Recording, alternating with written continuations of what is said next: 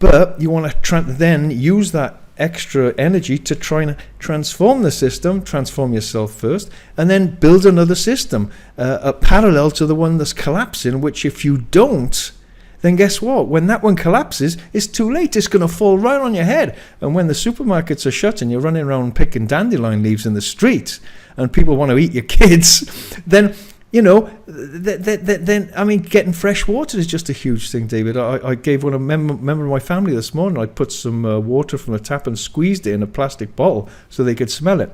And they said, it's like the swimming pool. I said, it is the swimming pool.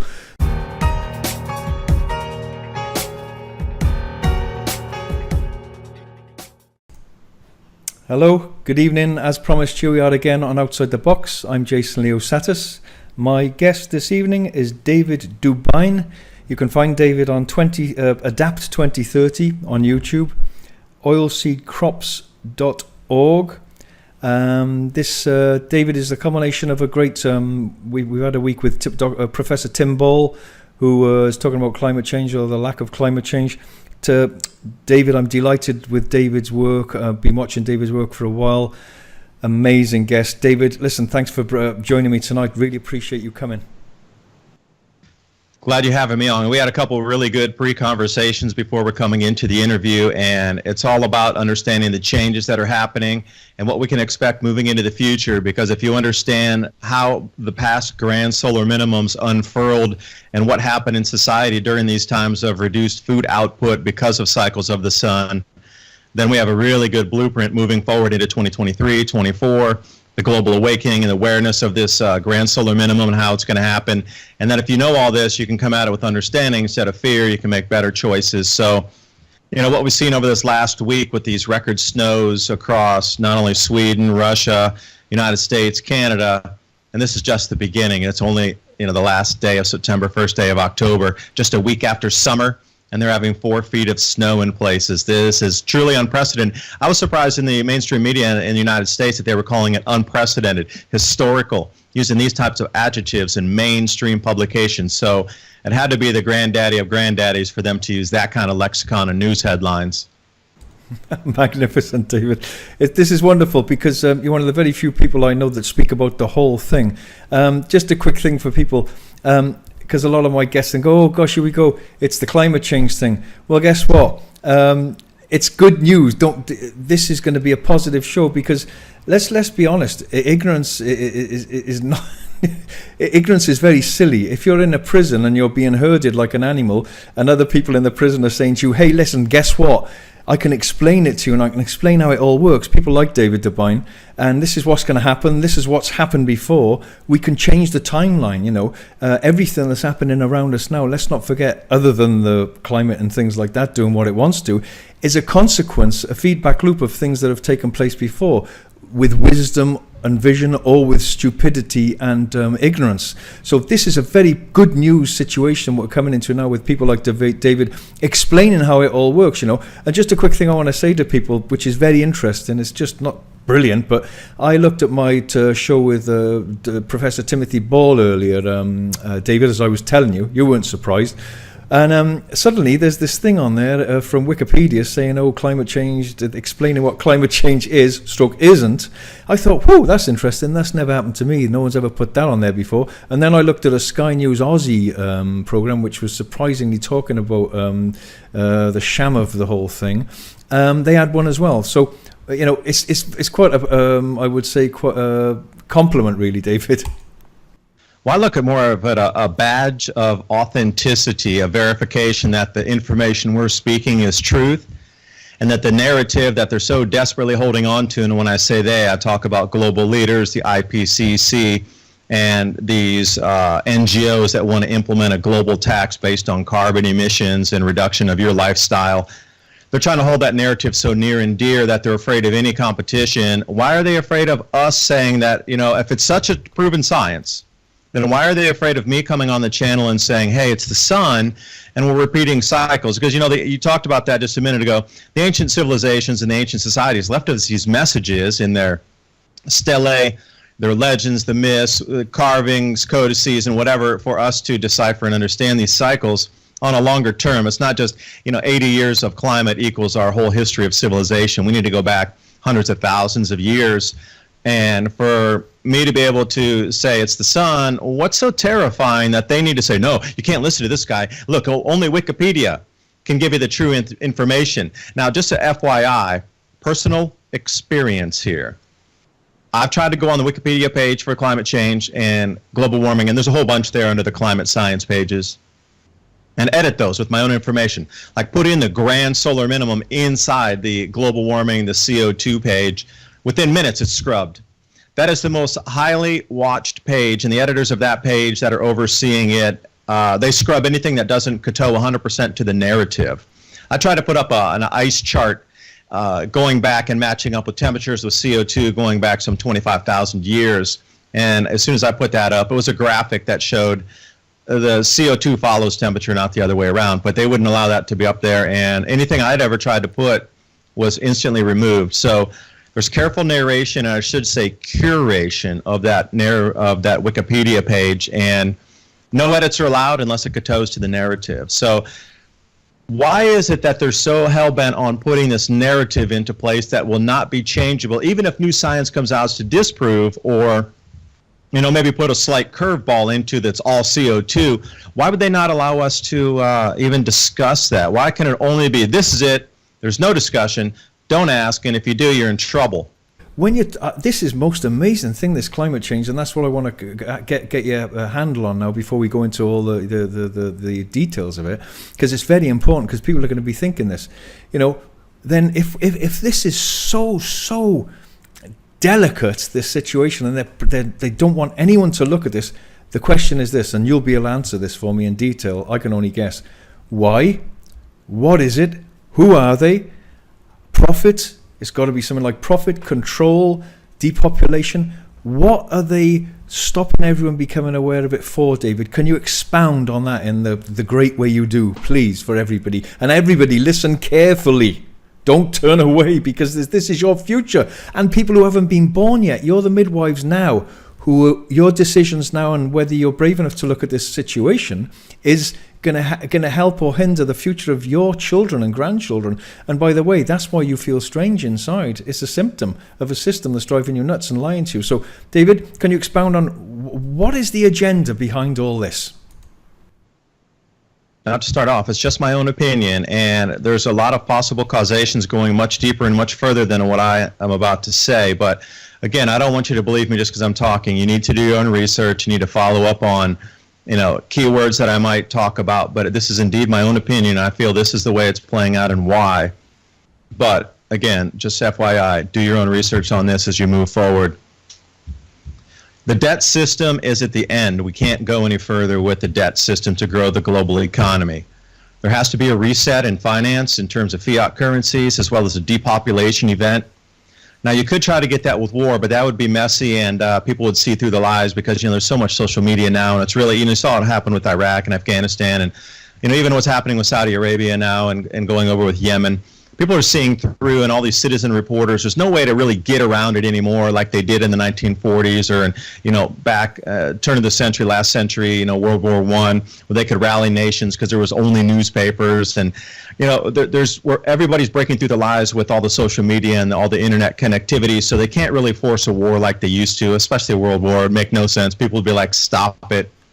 So, in my opinion, they're going to let this grand solar minimum do as much damage as they can. And the purposeful thing that I keep saying again and again, why were they not warning anybody about this event? Like every government on the planet, in my opinion, understands that it's here now, it's intensifying.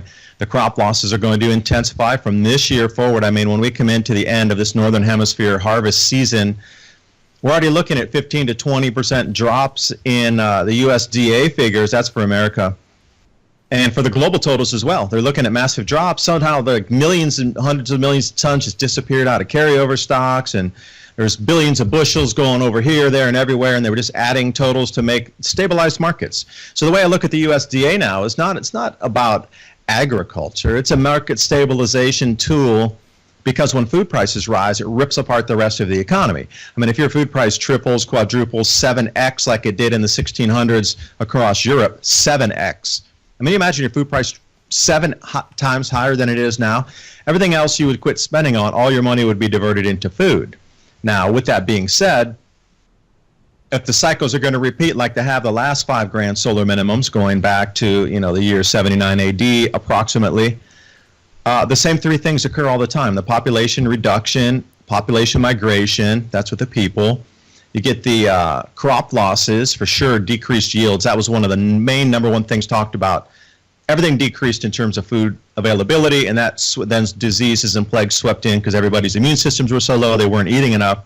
And then finally, because of all these on top of everything, the economies collapsed everywhere. Everything dropped, literally 90% contraction in all these, but there was not as much connectivity back then. There was not so much global trading. There was not so much infrastructure, just-in-time delivery, all these global shipping that we have now. It's quite a different animal we're marching into, but the same basic premise applies.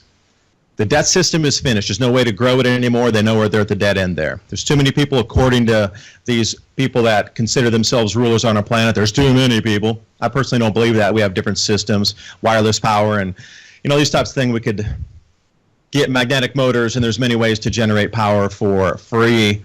And technologies there are epically better than what Tesla's time were in the early 1900s, or even Marconi in the 1930s, and Dr. Rife and Brown, 40s, 60s, way better tech with what we have now. Everybody could have free power in their house for free, and they have to reset everything because it's at the end. There's no more money to be made, really, except in the destruction of the system right now. There's no more growth. I understand. We're the end of the growth, and there's a lot of books being written on this. The Fourth Turning is one of my favorites. If you can read a book called The Fourth Turning, it'll take you through all these cycles. But here's the interesting thing. The cycles that are matching up now, not only do we get the end of the generational cycle, which is after the 4th generations, things spin. This is the 4th turning, if you will, matching right now. The solar cycles are matching now to bring us into at least 400-year low in solar activity. I personally believe it's something around a 2,000-year low or more. And all these cycles are wrapping in on each other. And then if we go back to the ancients, they're as you've heard in the last 20 years, like all these gigantic cycles are loading on top of this. So there's heavier, more powerful cycles interlooping with the society cycle, the civilization cycle, the debt cycle, and the economy cycle, all culminating right now, which has never happened before, at least in the last 2,000 years of time. So, we're back into a grander cycle. And I'll leave it there. You can take what you like out of that.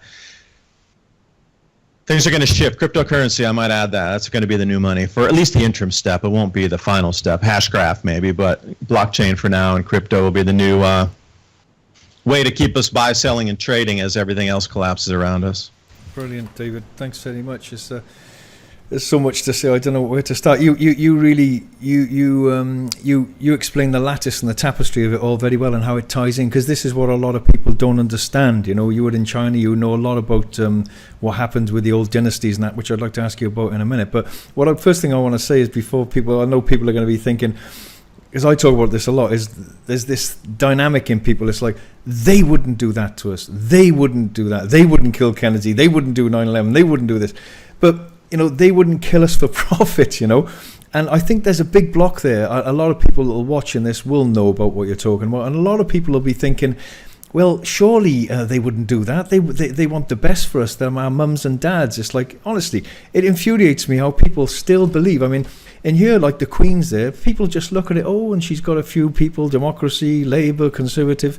It's the same thing, really, and many years ago, we would have all had our heads chopped off a long time ago. So let's get it clear, everybody. They don't care about you. They just want profit and everything. You've been to the Georgia Guidestones, you told me, And I enjoyed what you said about the printing press in one of your talks, David, before we go into the whole cycles, about blocking people and shutting people down. And I'm still really interested that this whole thing is so vehemently against anyone talking about this thing. Something huge is going on, something huge.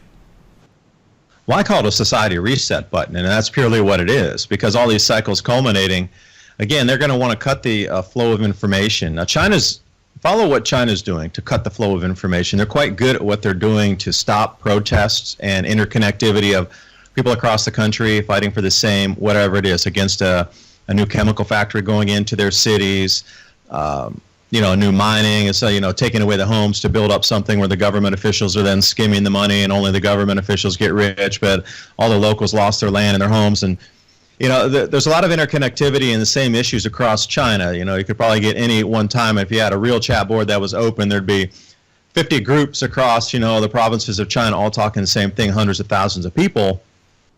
But China has cut that to make literally everybody an island. So when we move forward with this, and there's crop shortages and, maybe food riots in some cities, I don't know if they're going to want you to be explaining all this. So I see the social credit score, coming into the West more like China's social credit system.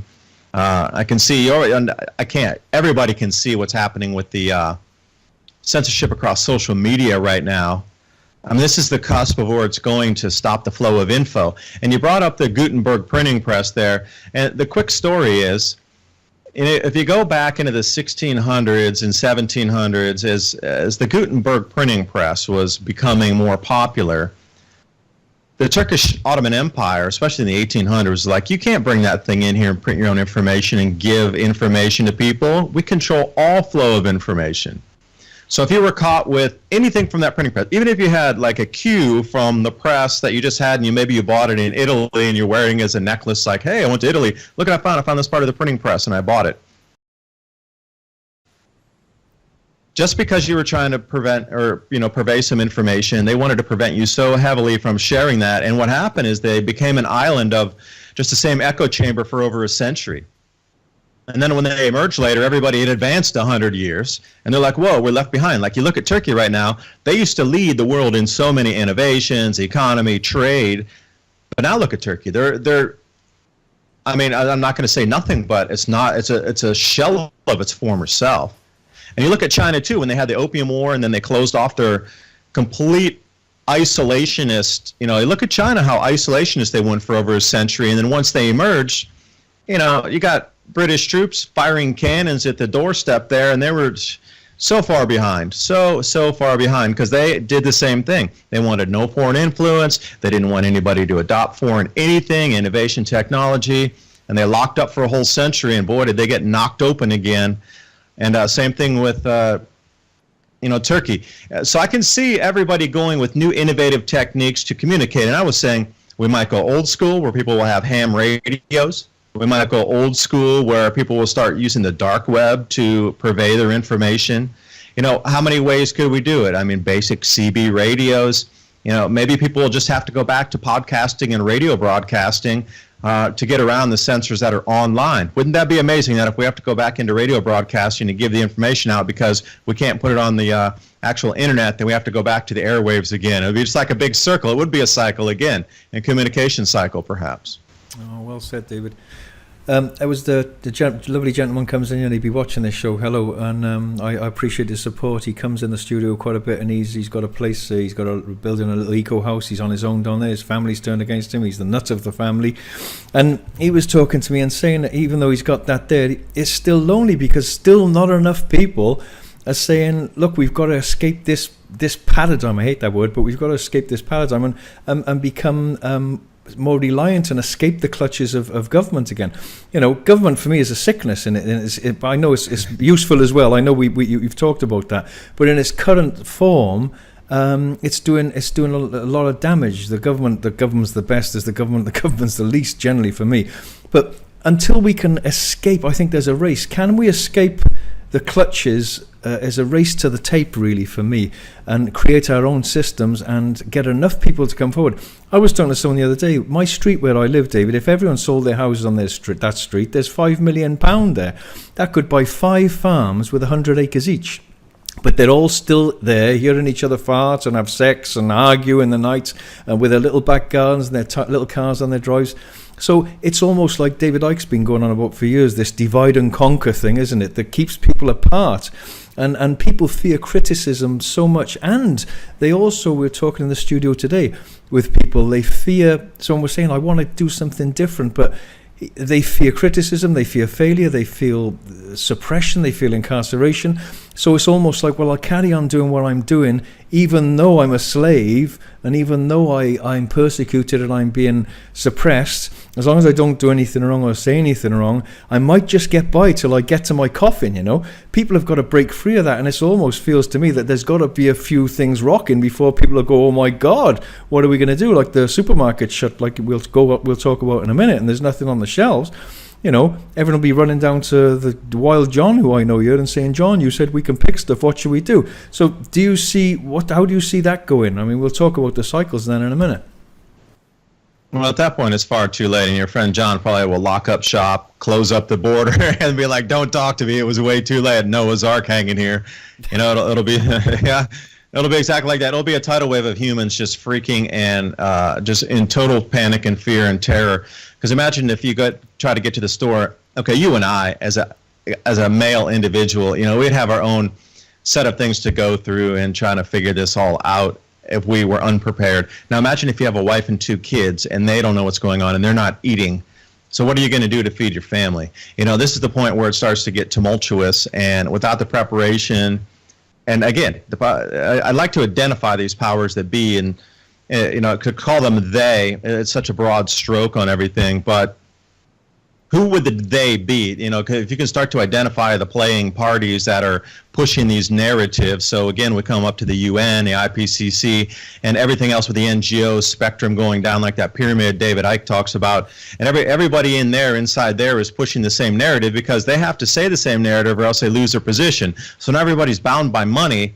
Now, do they really believe what they're talking about? Perhaps not. Perhaps there's 50% of them that don't believe it, but they say what they need to continue to have that position so they can have their money to have the house you're talking about with the little nifty car in front. But when we do come back, the governments have done a very good job of dissuading anybody from self-sufficiency. Oh no, you can't have a garden. For example, in the United States here, there's so many ordinances where you cannot grow vegetables to eat in your front yard. Has to remain like ornamental plants and grass. And then there's other states where you can't even collect your own rainwater. If you do collect your own rainwater, you're fined, and they can confiscate your property, put liens on your home, and actually kick you out of your own home because you're collecting the water, because they feel that the rain would fall, and if you didn't collect it, it would go into a stream, and then it would go down somewhere, and they could sell the water rights to a farm or a factory or something. But the minuscule amount that you would collect, of how many hundreds of gallons, if it rained, but they made that illegal. So everywhere you're looking across the whole spectrum, they've dissuaded everybody from shackles. Yeah, and even when you come to the farmers markets, it used to be kind of a freewheeling. If you had anything that you grew, you could sell it at the market. Now they want everybody to have a permit. You got to get this cleanliness, phytosanitary permits. You need to show revenue. They have to register as a business. So that's expensive for people that are just have an extra 10 heads of lettuce that they grew through the week. So this whole growing your own food and being able to share it as a market economy, where if you can grow extra, you can like sell it on the weekend, trade it. Now here's this most insane thing. Let's say you have 10 heads of lettuce and you want to trade it for, I don't know, a box. Like you're going to move, and I go, hey, I got some lettuce, and you have a bunch of empty boxes. Let's trade that. Now the government wants you to put a value on it and then pay the tax on your bartering here. This is how insane it's gone to. So the self-sufficiency of even being able to barter for an item after you've grown your own food is still, Nanny state is right in the middle of that, and they want you to pay every step of the way. So you can see how they've pushed us away from self-sufficiency for the last 40 years. During World War II, both of our countries, it was always about the victory garden, grow hemp, grow this to support the war effort, grow as many veggies as you can so all the extra canned food can go overseas to the troops. Whatever happened to that? Like, people had acre gardens, like almost every American home grew as much food as they could, extra, to even give to the war effort to send to the troops. And now after the war ended, it was all like, no, don't grow anything, go to the supermarket. Supermarket has better quality. Supermarket's cleaner because you see how they have that fancy plastic wrap around it. You don't need to grow your own stuff. It's just easier to go to the market and get it. And heaven forbid talking about chickens, goats, or rabbits or anything on your farm or your backyard where you could have a meat source or a pond with turtles. Oh, he killed a turtle. He's animal cruelty. You need to arrest the person that killed a turtle to eat out of their pond. Oh, it's just like this. It's so nanny state, and self-sufficiency of your own protein sources, you can't do it. Raw milk, can't have raw milk. Oh, they come in SWAT teams now to close down local farms that have cows or goats offering raw milk, which means unpasteurized, because it's such a health threat. You know, it's so borderline absurd here, the way they're pushing everybody away from self-sufficiency. They want you to get back into the gargantuan machine as much as they can. And if they're losing $20 per person because you're growing your own food, they're multiplying that per week times person times X on their bottom line, and they're saying, well, they're losing too much money. Every cent you make has to be put back in the system. No self-sufficiency for you, my friends. It'll be outlawed. Yeah. Already is being. Yeah. Sad, isn't it? Yeah, it's a funny time to be on the planet, David. I know we're coming to the things in a minute, but it's good to put a bit of a thing here. Base camp. It's very sad. It's tragicomical, and but it's also so exciting. At last, I mean, we spoke about this earlier. I know I'm here on the planet for the right time to talk about what I talk about and write about my books, and like you write about your book. Let's just flash your book up on the screen. I'm sorry, David. I should have done that in the beginning. That's Climate Rev. End of it is the solutions section, which I think is the best. You know, a lot of the explaining the cycles and how the sun works and the minimums and the way the solar cycles work, ebbs and flows of history, great. Civilization cycles, awesome. But it's more about the solutions end of the book, which I found, which I think is the most valuable. Yeah. But put your book up there too, because to have two resources for people to draw from. That's the key. It's about information sharing. Okay, here's mine: The Emergency Transformation of Human Beings as the Solution to the World's Problems. And when I wrote that book 7 years ago, I thought people are going to think I'm exaggerating the emergency. Here's another nutcase, And of course, my family still think I'm a nutcase, and I think you've got to be a bit of a nutcase to talk about this stuff in one sense and put your head above the parapet. But back to what we were just saying about people and how they feel, David. I think there's such a consciousness and a revolution of consciousness. Hong Kong's a good example. And it's almost like they won't, I can see that they're not going to stop until something's done. But I get people coming here, and on a very positive note here for people, I never used to get this. I've had this studio for 8 years, and now more and more and more I'm feeling people coming in, and it seems I don't necessarily initiate the conversation. It's just like they want to talk about how they feel, and most people secretly feel completely in despair and at their wits' end, because every day they've got to go into the mental asylum system, which the symptoms of depression and despair, that's what it's doing to them. And then natural symptoms. I had a therapist in here today who helps people with transformation. And she said the same thing. People feel in such secret despair, they don't talk about it. So when we start, now is the time to talk to people about how the system is, how it's designed, because what it makes people realize then is maybe they don't get so angry and say, don't tell me I've been fooled for 50 years or 30 years and I've been lied to and cheated and are you telling me I was an idiot and I didn't see this? Well, no, I'm not saying you're an idiot. It's just you didn't see it. It's okay. Walk into a prison and say, can you see the wall, you idiot? Can you see the wall? Because often you only know that it's a prison when you start trying to escape, like the Hong Kong people and like the people in France. Or when you start talking about it and down comes YouTube on you, or your family attack you, or whatever. It's a fantastic time to be alive now, because more and more in this studio I'm getting people coming in and saying, oh my God, I really feel it. I want to talk about it. And I say, yeah, you should feel like that. That's a natural way to feel. Don't fight it. Sure, you don't want to stay like it. And also, you don't want to stay in the system and transform yourself like Eckhart Tolle and those wonderful people are saying. You don't want to transform your system and find peace again within a system. If you're going to stay in the same system, it will help. And I'm going to do programs on that next week. But you want to then use that extra energy to try and transform the system, transform yourself first, and then build another system, a parallel to the one that's collapsing, which if you don't, then guess what? When that one collapses, it's too late. It's going to fall right on your head. And when the supermarkets are shut and you're running around picking dandelion leaves in the street and people want to eat your kids, then getting fresh water is just a huge thing, David. I gave one a member of my family this morning. I put some water from a tap and squeezed it in a plastic bottle so they could smell it. And they said, it's like the swimming pool. I said, it is the swimming pool. So people are under a barrage of attacks, which is making them feel terrible. But ironically, as we both know, it's that suppression and that dumbing down, which is the very thing that is bringing people around from the chloroform. It's like a pillow. The harder it's pressed on humanity's face, and the more desperate people become. And better still, like your work so much, David, because you cover all areas. and you're giving people solutions. You're saying, look, this is a real opportunity. We can see this coming, this change with crop failures and things. We can make the most of this, and out of that collapse, we can create a new paradigm. Otherwise, when it does collapse, the government will just step in. Everyone will be like Oliver Twist with their bowls. Oh my God, what are we going to do? We're helpless. Well, we say, we told you. You had a chance, an opportunity to create stuff. Do what David's saying in his books. Start growing your own food. Come together as like a family, a global family. Don't be divided and conquered. It's a very exciting time for humanity. But like you said, it's happened again and again and again. And people are saying, well, what's the global, the global thing that David's talking about? The 400-year thing with China, that's why China's buying up Africa, right, David? We were talking about it earlier on with getting the rebels out and that.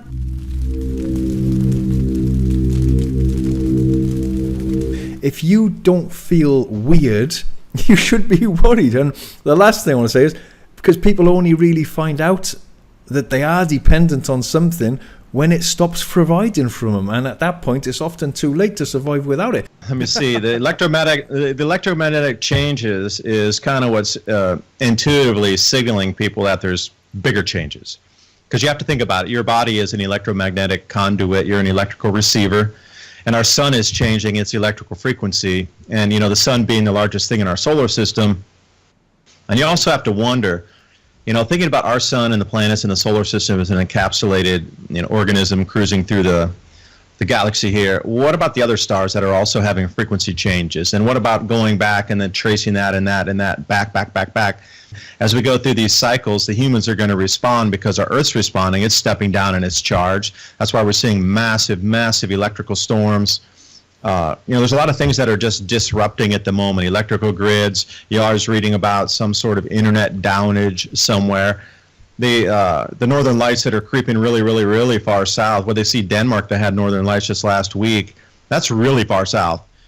So the electromagnetic frequency changes in the magnetosphere on our planet, just intuitively we are waking up as a species, as we should.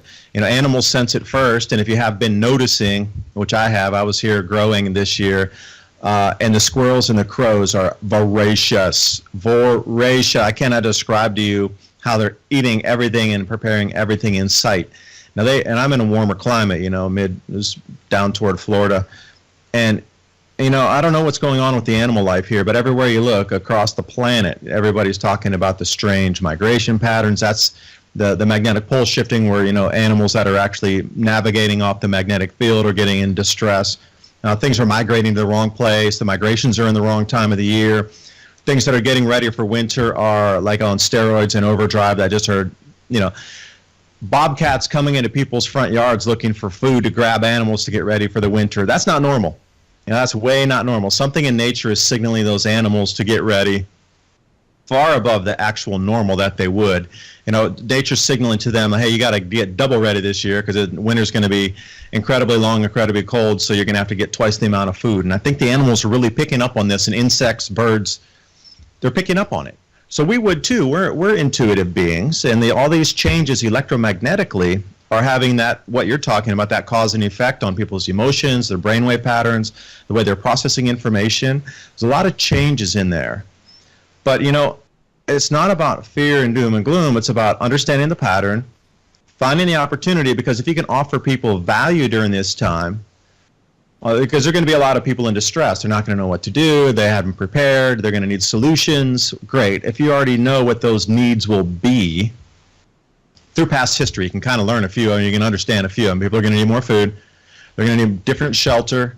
Might have to increase the R values of homes, indoor vertical agriculture, building out a lot of things. You're going to need different types of medicine. Supply chain disruptions means something's going to go more regional or local. There's a lot of things you already foresee that are going to happen.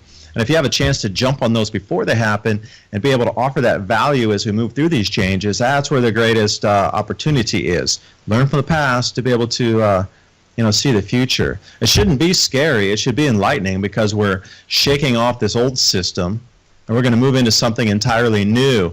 And Eckhart Tolle is one of my favorites. I really like his he's so deep. I need to read the same page like 3 times, before I can move on to the next page. That's not a book you can just flip through and read, and it's like, wow, that was so deep. I need to read that again. Yeah. But talking about living in the moment, so every moment you've ever experienced being alive is a moment that you've learned. So being trapped in these old learning, they don't call it education and programming on TV for nothing. There's an agenda there to get you to think a certain way, behave a certain way. Now, you've been programmed in the moment of now, so you can unlearn that and reprogram in the now as well moving forward, because every moment you've ever experienced has been the now. So why would it be any different of learning something new and just letting the old, just snip it like a pair of scissors, clip, and just let the old thing go, because it's right now and you can relearn. It's a new second right now. You can start again because it's now again. See, it just happened again, and wow, it's now again. Now you can relearn because everything's fresh and new. Oh, it's now again. You know, and it's all fresh and new as we move forward. So if you can start to think in that way, of everything can be new with fresh starts, offering value and finding the opportunities, seeing how the economy is going to shift, how people are going to behave, where they'll migrate to, where the countries that'll be the safest, what kind of food crops are going to need to move to different habitation zones. The blueprint's right in front of you.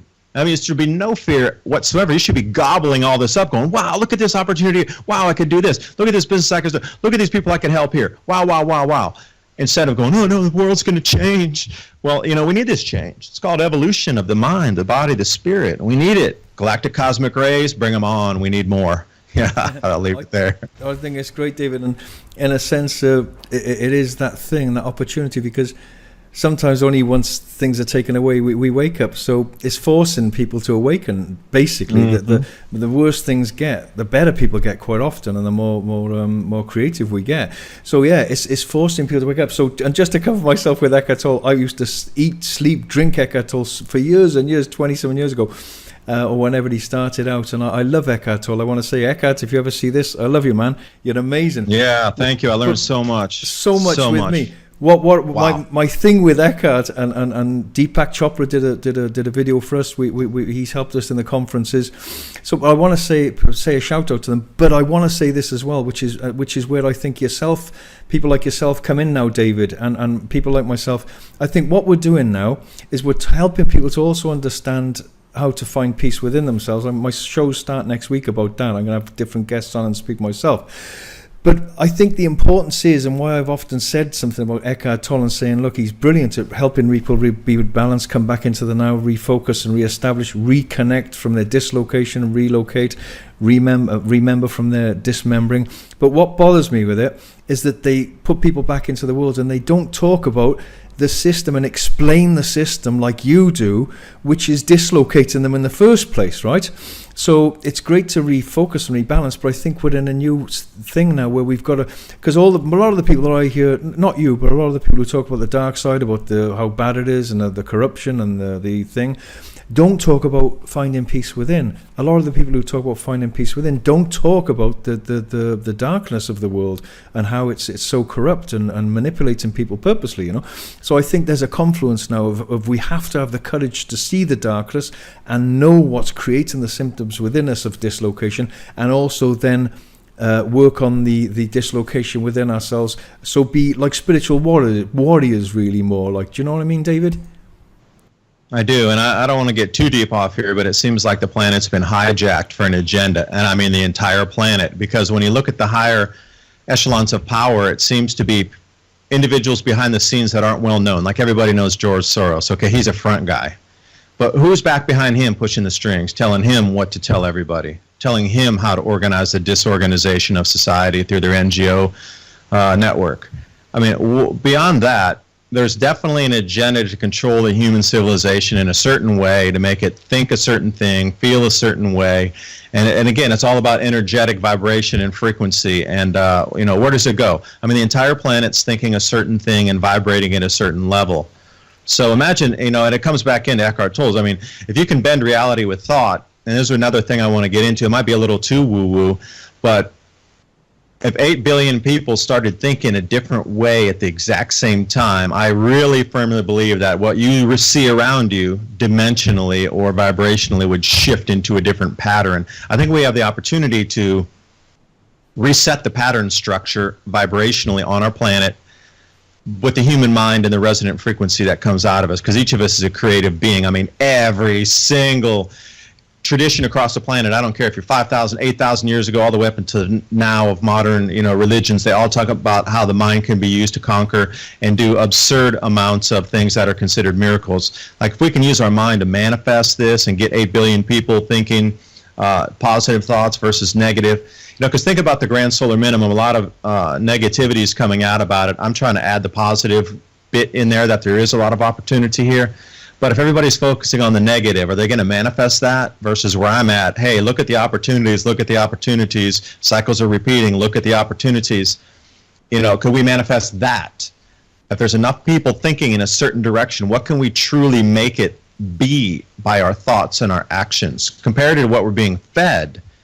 There's a huge difference in that, and that maybe that's a little woo-woo out there. I don't know. I'll leave it there. No, man. Let's go a bit woo-woo if you want, David. I don't mind. Obviously, I want to come to the thing, and I want you to explain the cycles to people. But I know we're leading up to that. But this is very important because we're talking about not only. Well, I've said in my writing that we've been. When I would say we're possessed, when someone says you're possessed by an evil spirit, I believe we're possessed, and this is positive, not negative. You've got to know the prison, like Jeff said, before you can escape it. So I believe we're possessed spiritually. I believe we're possessed psychically and physically by whoever one you want to call them that currently thinks it's in control of this world. Because physically we're being affected so much by the stress and fear and worry and anxiety of having to pay bills, like a sword of Damocles holding over our heads. Psychically we're possessed by that evil sort of cabal, and it's a shocking realization, but it is a good thing to go into. I mean, on my show, I had a lady called Lynn McTaggart. She wrote The Power of Eight.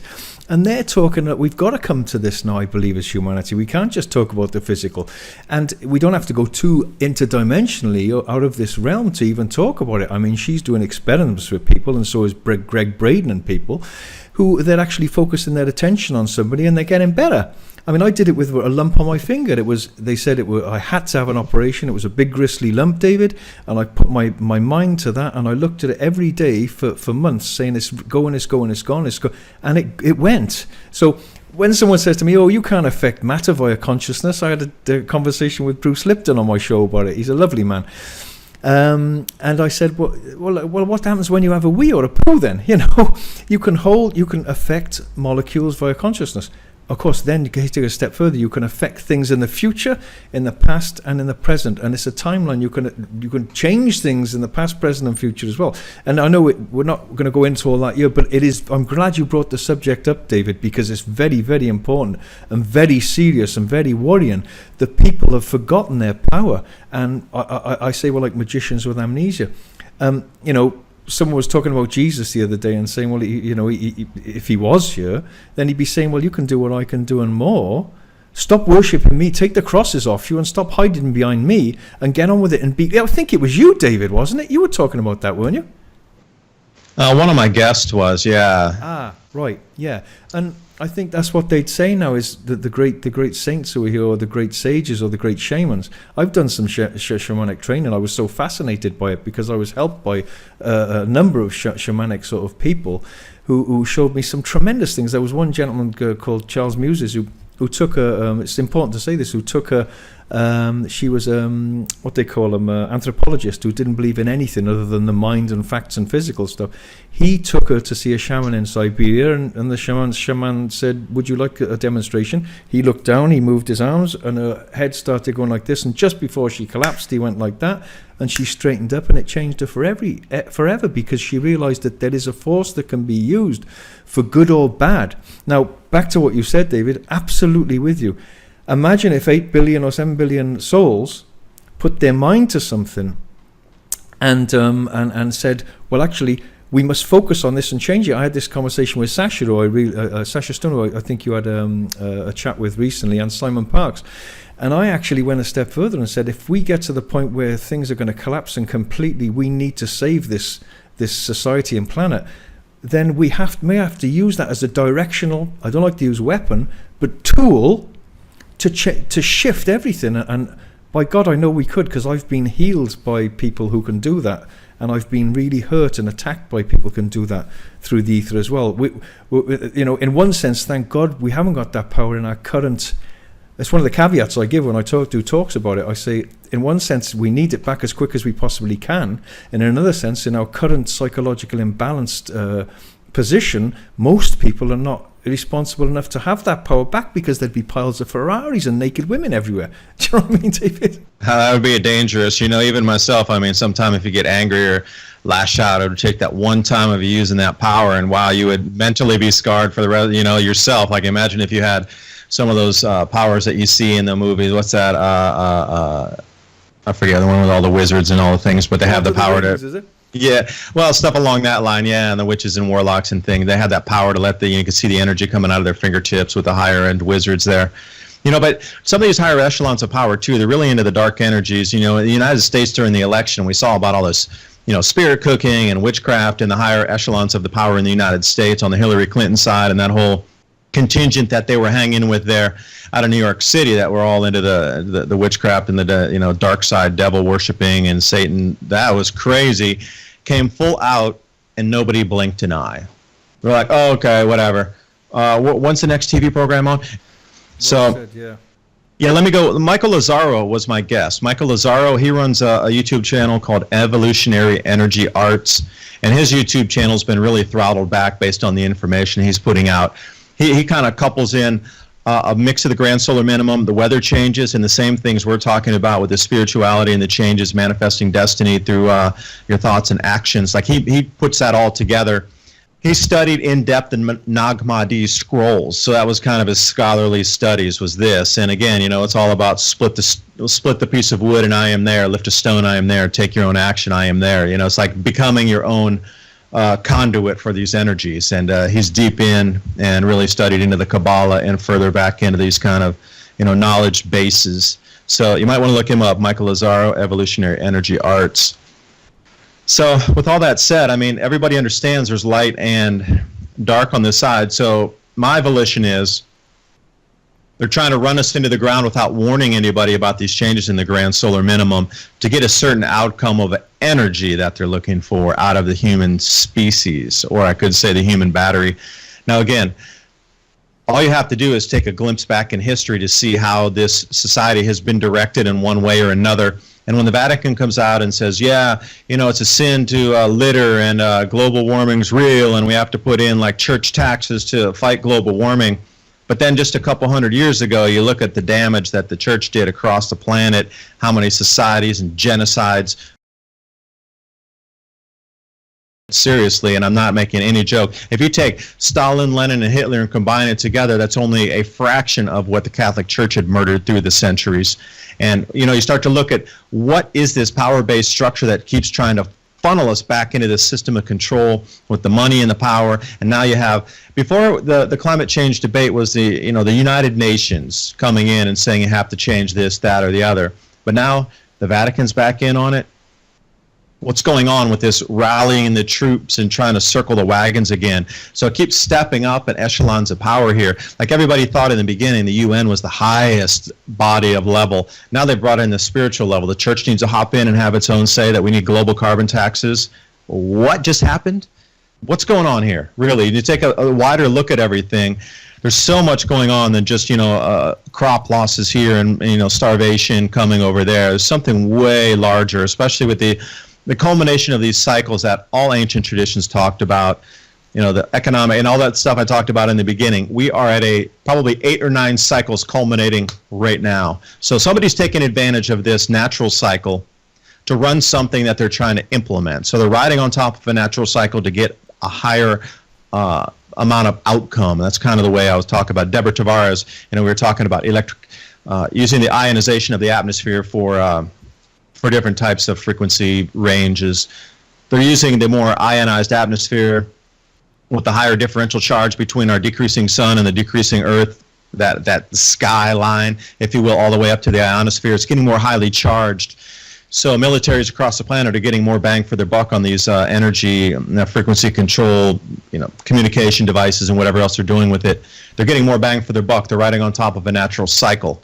So with that being said, and you understand in the physical, like right now, you get a higher charge, you can bounce the signal further. They're just riding on top of it, creating a better outcome. But what is it with all the culminating cycles and now the church getting involved? What is really going on? And that's kind of can wrap in the biggest of the big tapestries now, if you want to think about it that way, just more than the weather changes in the economy. I was just glancing down at some of my scribbles here, and I said, knowing it frees us, and there's a lot of people feeling like they're going crazy now, and there's something taking place on this planet. There's no doubt about it, because I speak to people here every day, and I can see it. When people open up, they feel like they're going crazy, and I think that's actually part of the sort of, I don't like the word awakening, but I think that's part of the lifting of that veil and the lifting of that amnesia, if you like, and that chloroform, which has to lift now. And I feel we won't go too into it, I know, maybe another time, but and there's something taking place, and something is influencing us. I know. But I was saying, often, because people resist the truth, don't they? I said, knowing the truth, even though it may be a shock, makes us realize why we felt so uncomfortable and desperate. I know that I said that earlier, but it's positive, not negative, because that realization opens the gates to our freedom. And I also wanted to say, if you feel in harmony with this system and debt, you should be worried. You shouldn't feel in harmony with it. You should feel weird. I had a Buddhist monk come in here the other day, and he said, if you felt normal, you want to worry about yourself.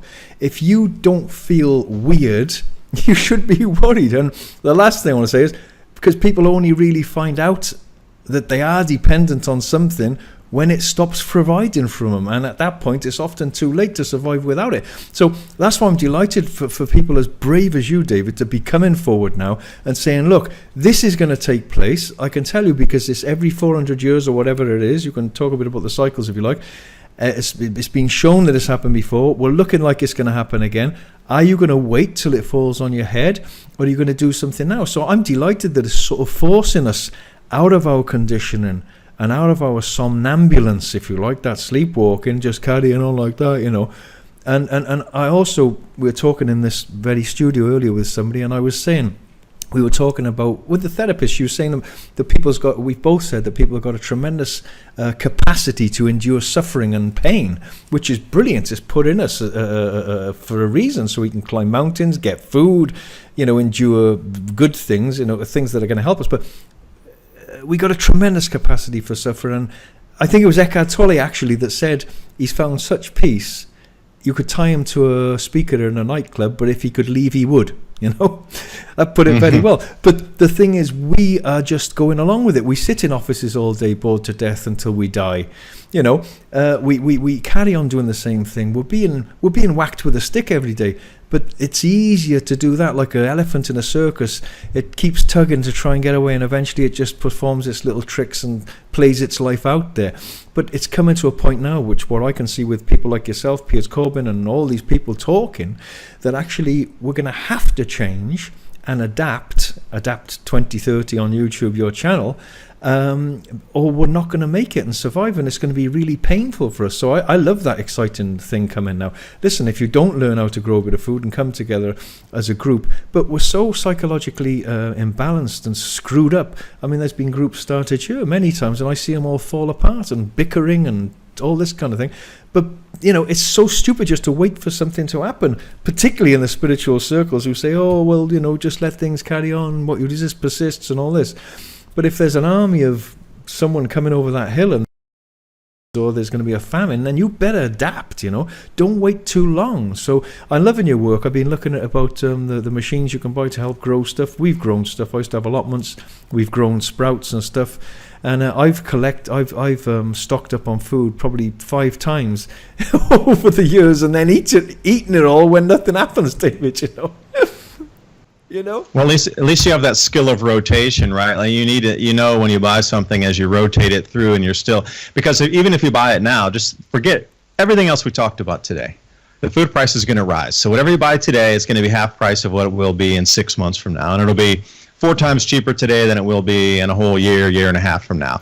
And things like rice and canned goods, they'll stay good for years and years and years. So think about it as buying something at 75% discount today. I mean, would you do that? I mean, imagine if you went into a store and it was 75% off. You would have a totally different thought of should you buy it or not buy it. When you look at food, though, thinking about in a year and a half or the harvest season of 2021, right now it's going to be 75% off. So, look at it this way. Whatever you're buying for food now is going to be cheaper than in the future. So if you're really thinking about money and cost savings and how to save money, getting something now would behoove you. And I really say that. I've been at this for 5 years. In the beginning, I was out in the wilderness by my own. There were a couple, 2-3 people. I had John Casey, and I would be talking, and the Bandit Suspicious Observers were doing their thing, and there was just a handful of people talking about it, and peers, and a few other astrophysicists were giving us some warning about 5 years ago.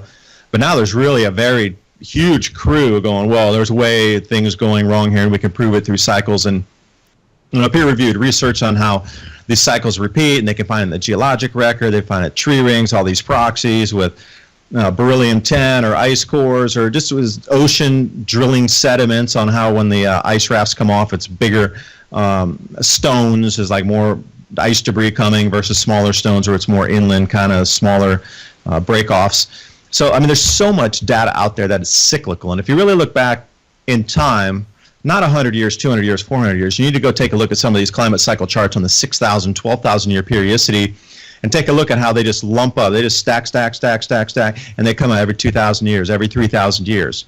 And you start, take a look at some of these longer cycles that can be proven. One of my favorites is stalactites. They grow off caves when there's more water at the ceiling of the caves. And when you cut them open, they're really cool inside. They look like a tree ring, but in a different fashion. They're made out of stone because they calcify as the water seeps through. And some of these will actually grow and touch the bottom of the floor, and those are the ones you really want. They're almost like a full-fledged tree inside there. And you can go back 50, 60,000 years on some of these stalactites that are up there. And it's all about the rainfall. It either shifts or it doesn't. And they find the intertropical convergence zone shifts, and this is what causes the rainfall depletion or increases. And we're starting to see that now. Every time you turn on the news, it's a 500-year flood, it's a 1,000-year flood, the record snowfalls. It's not because the oceans are heating, it's because our cloud bands and the jet streams are shifting. It's a huge difference. But again, if you knew these changes were coming, you would already need an explanation as to what is happening when people start asking the questions. So think about how long ago they started to build in global warming into our consciousness. What's it been, 35, 40 years? Knowing that these changes would occur. Because if you follow the cycles out and you knew on a 2,000-year cycle that in the next 20 or 30 years where the cycle would repeat and all these people are going to be asking questions, well, if you can control the media, as a lot of multinationals and governments do, they control the media. It's so apparent in the United States. So would it be no different to put out global warming information for 30 years to get people ready so when it does happen, these shifts, these changes that are so apparent in everybody's backyard, there's already a ready-made excuse for it. You don't even need to question it. All you have to do is believe in the global warming religion and you're all good. And I might add one more thing here, caveat to it. We're told this is a runaway extinction level event, it's a society-ending thing, the planet's going to end, we're all going to end. Yet here in the United States, the auto manufacturers are going away from small cars because everybody wants to drive SUVs and pickup trucks. So a lot of the lines in Ford, GM, and these different kind of large car companies in the United States, they're cutting the smaller car models. And my dad and myself were sitting down, we were waiting for somebody, and we were faced toward, it's not a highway, but it's a road, and we were counting the number of SUVs versus the amount of small cars. And it was like SUV, SUV, SUV, pickup truck, SUV, SUV, pickup truck, van, pickup truck, SUV, SUV. Oh, there's a Honda. And then SUV, SUV, SUV, pickup truck, SUV, SUV. Oh, there's a small car from 10 years ago. And it was like this. And, with this whole, it's a runaway, it's an extinction level, and they're only manufacturing big cars. This makes no sense.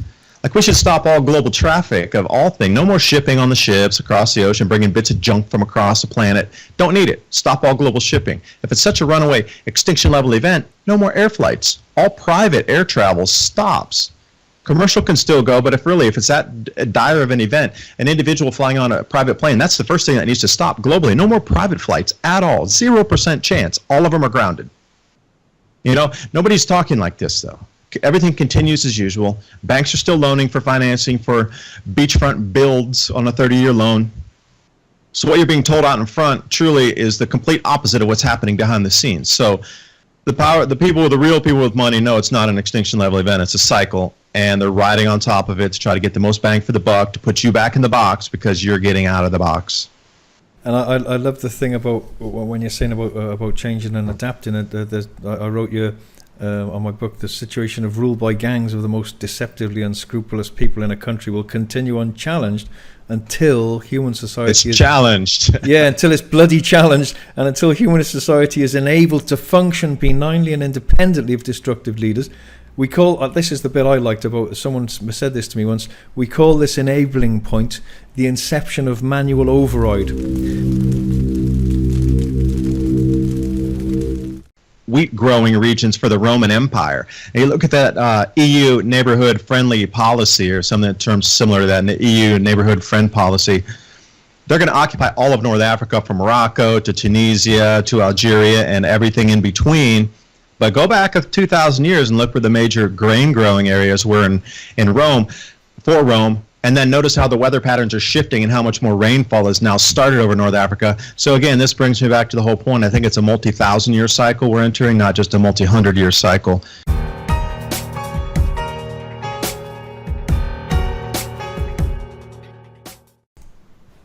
Hello, good evening. As promised, here we are again on Outside the Box. I'm Jason Leo Satis. My guest this evening is David Dubine. You can find David on Adapt 2030 on YouTube, oilseedcrops.org. David is the culmination of a great, we've had a week with Professor Tim Ball, who is talking about climate change, or the lack of climate change. To David, I'm delighted with David's work. I've been watching David's work for a while.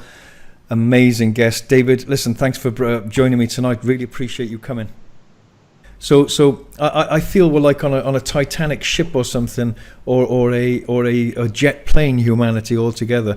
And the psychotic captains are in the front. They just think they got the door locked here, and it's like, shut up, you lot. We'll do what the bloody hell we like. Thank you very much. And you just keep on stoking those boilers, right? But it seems like now it's almost the joystick's got to be wrestled off these psychos, and people have got to take manual override over this automatic pilot thing, which has got a momentum. It's got a hell of a momentum, this thing, and it's sort of got a sort of power of its own. It keeps going. It's like look at Brexit and look at the government here. It's all falling apart. They're all bickering amongst themselves. It's falling to pieces. I've been in Parliament. I've seen what it's like, and they keep resuscitating the same Frankenstein's monster again and again and again. Because there's nothing seems to be an alternative, So it saddens me, David, that maybe things have got to collapse even more for people to wake up and say, hey, come on, quick, let's come together on our streets and that. It's like, oh, we don't really like our neighbours, but hey, we better come together. We better share some eggs and get some chickens, But anyway, it is positive as well. And we mentioned Brexit early on. How does that tie in, and the 5G and everything, David? We brushed on it earlier, Yeah, from an outsider looking in, from over here in the States and taking a look at Brexit, I get a couple of ideas right away. They're stringing everybody down the road for this thing in the future that will happen. So again, it's about divide and conquer and keep people distracted right now while things get worse right now. And remember, in 3 more months it's supposed to happen. Well, people wait until the next 3 months and it gets pushed 6. It gets pushed another 3. And it's always that thing in the future, it's going to happen, it's going to happen. So right away, you've already noticed that your vote doesn't count worth anything, and nobody in those powers of government, it's meaningless, basically. So what they did was give a convenient excuse for food shortages, though. Oh, Brexit. Oh, the shipping's going to stop. Oh, the inbound cargo is going to stop. The just-in-time delivery is going to stop because we're going to exit out on this, that, or the other. Whatever it is, whatever way it's exited is still going to have a negative effect on food inbound shipments. And then they're talking about how the warehouses are completely chock-a-block stocked, where they can't even put another wedge of butter in there. And that there's still not enough for everybody, and there's 10 times less than everybody will really need, and you should panic because there won't be enough. And again, they're already setting the whole situation up for, if the food stops, they can blame it on Brexit, and then they can re-blame it on whoever is pushing in the halls of government at that point. So there'll always be a finger-pointing blame game. Nobody will ever be culpable. Your votes mean nothing, and you're going to get strung along for eternity believing that this thing could happen one day. Meanwhile, behind you, they're trying to wrestle all the EU forces, to scoop up the British military-industrial complex and then overtake it and mish it into the Unified Defense Force there of the European Union. So I'm glad you mentioned that, David, because that was because Graham really turned me on to that, and Graham Downing over there, he did a wonderful job, and trying to explain how this Unified Defense Force is coming in there, and that was an eye opener. Again, that was the first time I had ever heard of that. Me too. EU Unified Defense Force. But after we put some information together, it was more about they're going to take over the grow zones of northern Africa, which used to be the main wheat growing regions for the Roman Empire. And you look at that EU neighborhood friendly policy, or some terms similar to that, the EU neighborhood friend policy. They're going to occupy all of North Africa, from Morocco to Tunisia to Algeria and everything in between. But go back 2,000 years and look where the major grain growing areas were in Rome, for Rome. And then notice how the weather patterns are shifting and how much more rainfall has now started over North Africa. So again, this brings me back to the whole point. I think it's a multi-thousand-year cycle we're entering, not just a multi-hundred-year cycle. And again, if you can control the food, you can control society. It's going to be way beyond energy at this point. Yeah, well said. And yeah, shout out to Dr. Graham Downing here as well from me. You did the AB10 with him. I think you're doing the next one up there with Ian Crane as well. Thanks, Ian, for your work. UK column, Brian Geddes, all the David Icke, everybody, Mark Passio, you name it. There's so many people out there doing wonderful things. And I was astonished when someone said not that I think I know a lot about these things, but I'm sort of trying to keep up with it. When someone told me about the EU, I think it might have been Graham. And David Ellis too. David Ellis. David Ellis and Graham both. They talked about the EU Unified Defense Force and how British forces were going to lose there was going to be no more British Navy, no more British Army. It was just going to unify under one Unified Defense Force controlled by the EU, and everybody else was beholden to whatever the EU said. Your British boys, they go die in North Africa. You got nothing to say. It's the EU Unified Defense Force, and that's what they were so angry about, is the loss of any type of a division within the military. Was it? Was it? I'm not sure if I got this right. Was it Theresa May who got that in quick at some point? Didn't she, just before? Graham and David would know far more than myself about that. They're the experts. I learned from them. I just put in the North Africa grain grow part, which makes sense. That was the greatest thing about the conference. See, I didn't know about the EU Unified Defense Force, and they didn't know about the grain growing areas coming on in North Africa. But once we saw each other's information, it made a much bigger, wider puzzle. So if you're going to go down there and you need to control the North African grain growing areas, you want to get the resistance forces out of there. And now we got this unchecked immigration where all the men from these areas are, coming across in boats into Europe and other destinations across the planet.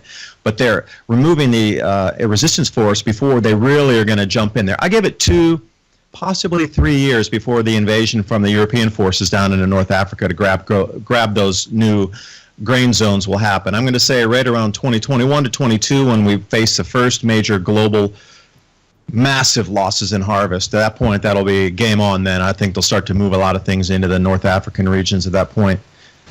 And also, David, I have talked about this with Professor Timothy Ball, but just to add this in as well here, because it is important about people say, oh yeah, but because it has been swindled and changed, this climate change thing, hasn't it? With back to the Greta Thunberg and all that. That guy Michael Mann, wasn't he? He was trying to do Tim Ball for what he said about that. And what was that hockey thing? Just remind me of that hockey thing he did.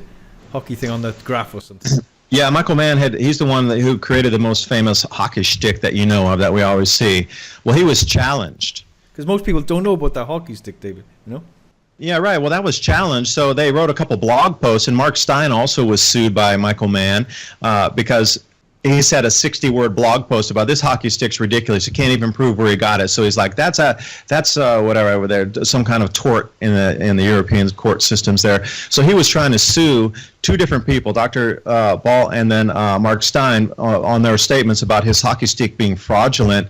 And when it came to court, he's like, I'm not going to release the information and my data on how I created the hockey stick. So both cases were dismissed, and Michael Mann had to pick up all the legal fees for both court cases, but he never had to release the information. So see, they thought they could stonewall everybody and put the thumb screws on and just get everybody katoa because they thought they had so much power. So right there, that was a break in the armor that you knew, and already that was it. I think if you're talking about Humpty Dumpty right here, that was a Humpty Dumpty moment, or what was that little boy that stuck his finger in the dike there? That kind of moment has just happened in the climate debate.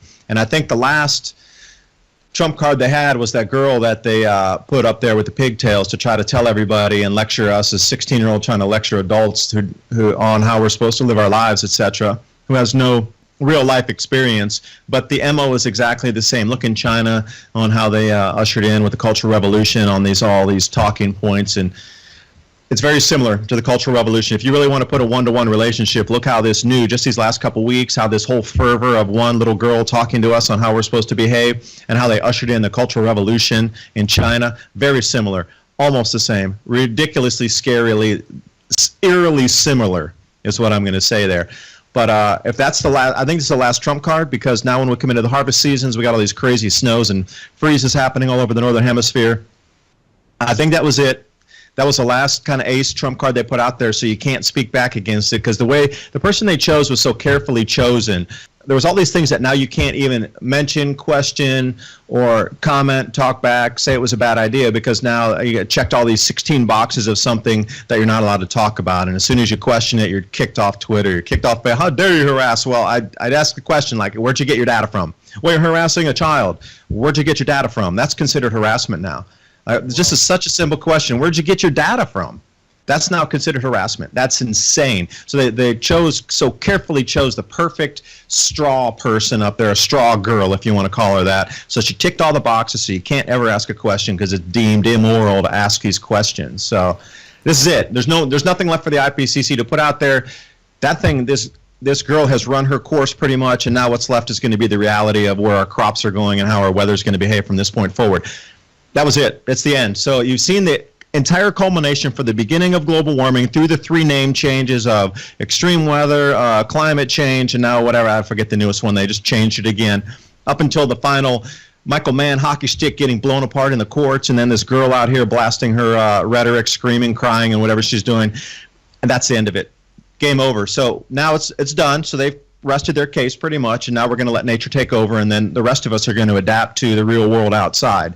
So that's the way it is. Yeah, there was in the newspaper here in Totnes yesterday where you're going to do a talk. I'm glad to see you coming here. Super excited to come down there. Thank you for inviting me. I'm excited about the castles, the old school, the city, like the old towns. I love to take photos, so very excited to come. Sorry to break your thought there. Go ahead. No, it's a great little town. It's well, in one sense, it's not really the real world. It's like a safe little bubble.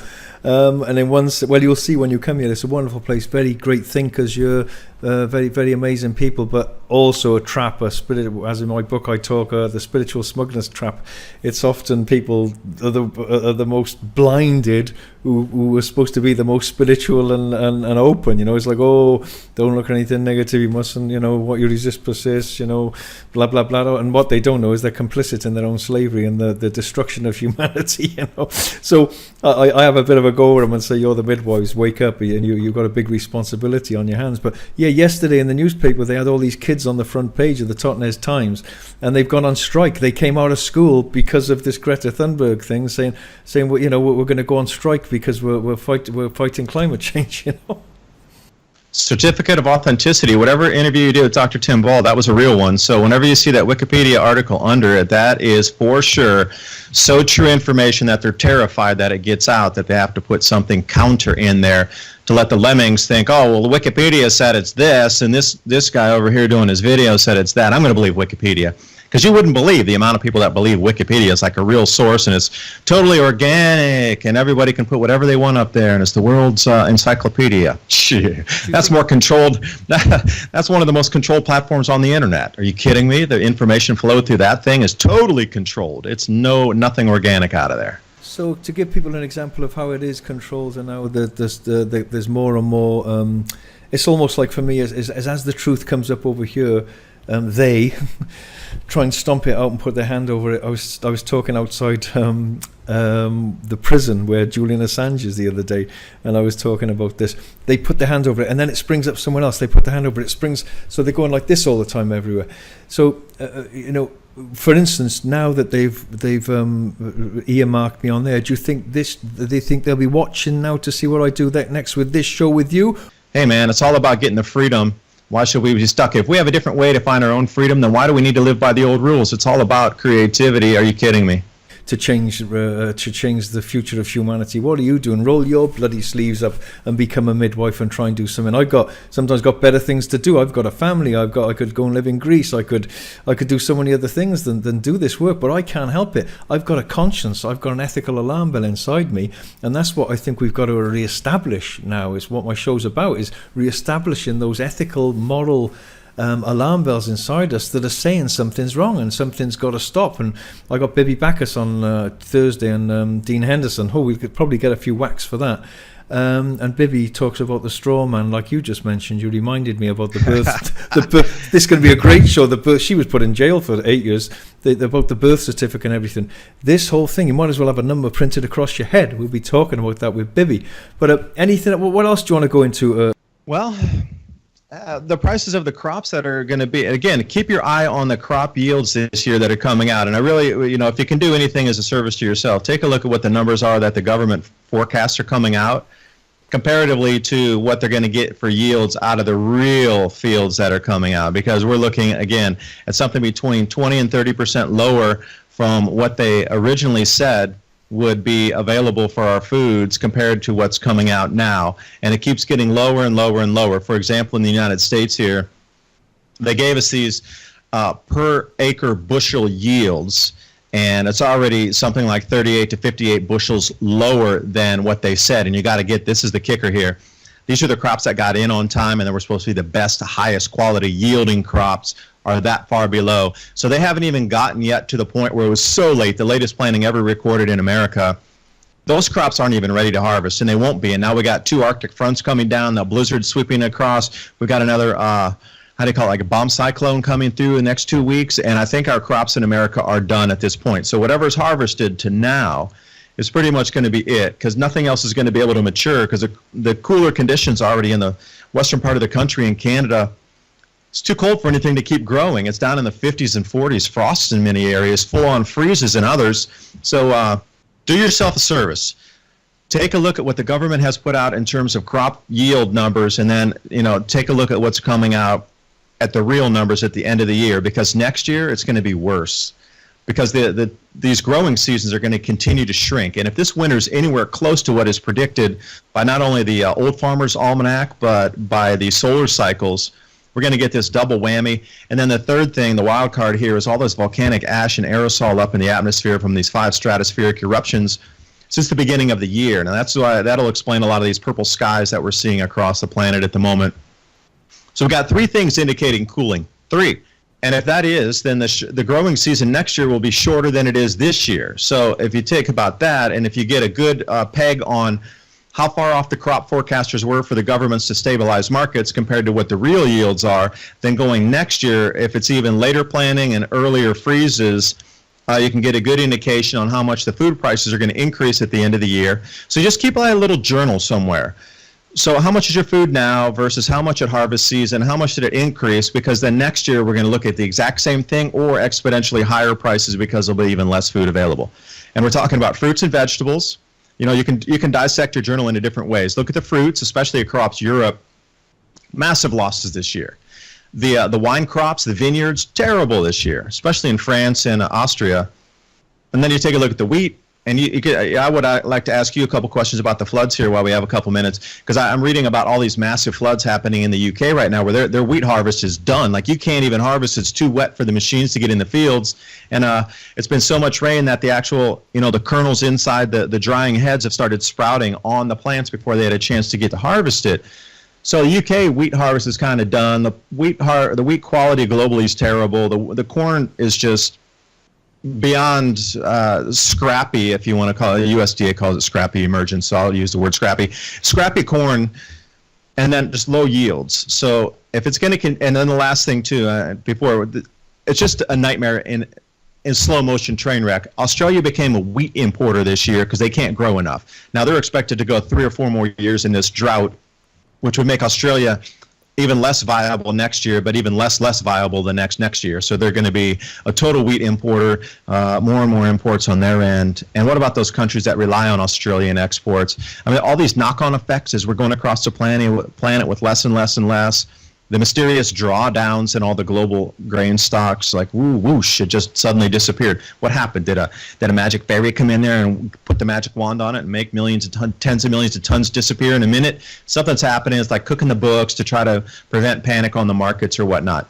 But back to my long rant here. Can you tell me, Jason, about what are you seeing with the rains over in the UK now? Is it really like crazy rains as we're seeing on some of these news outlets and stories, or is it just being overblown because there's more coverage of people with more cameras?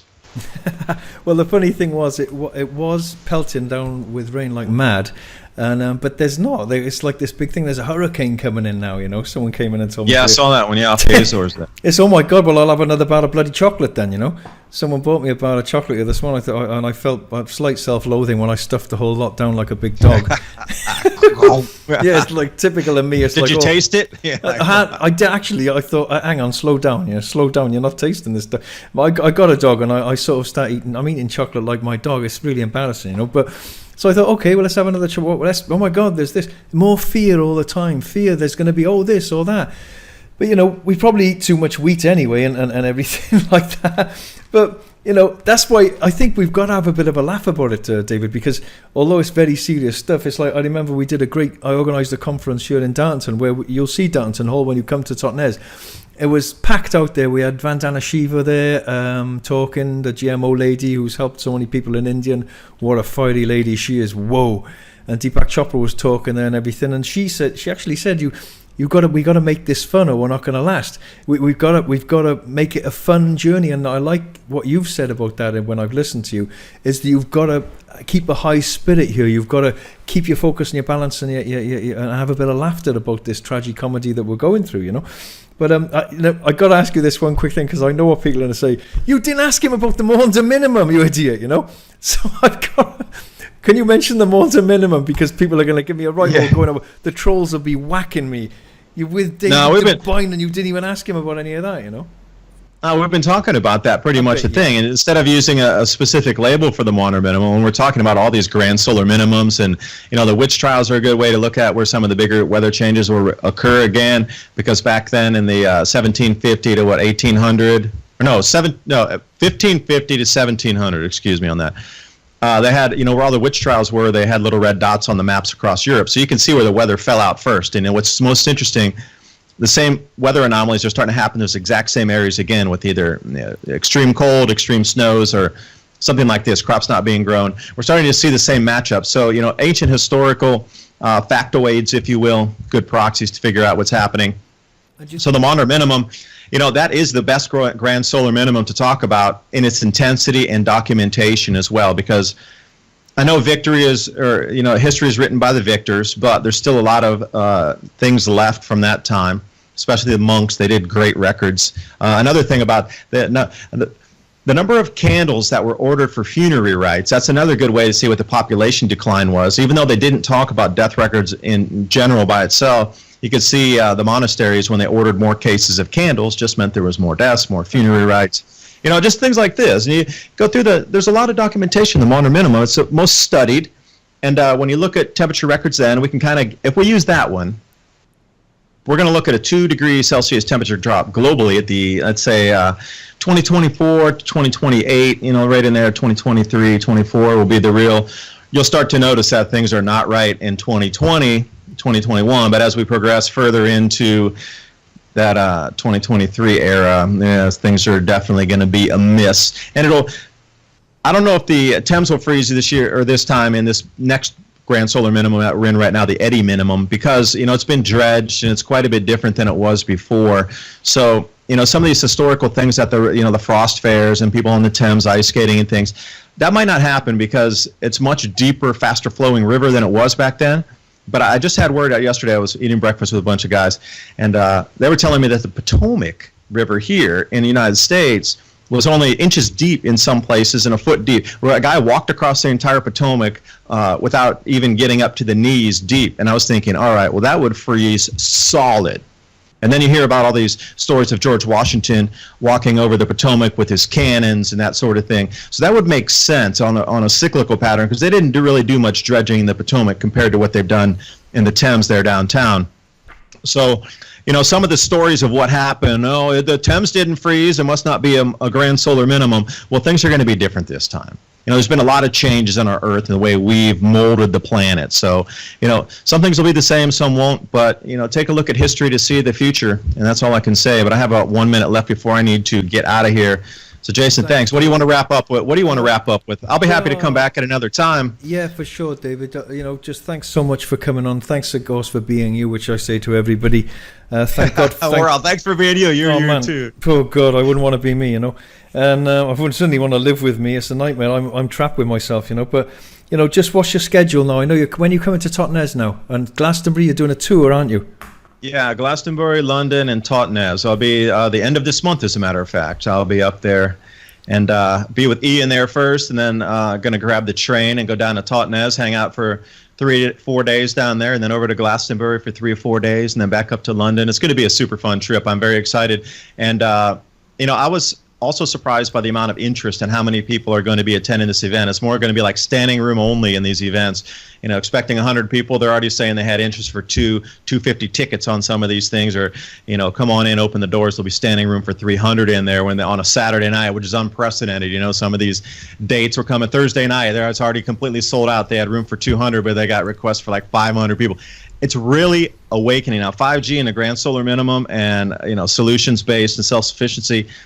These are the kind of talks people want to listen to now. It's a global awakening. I mean, they don't even have enough room for all the people that want to hear the messages, and these are in some of the smaller towns here.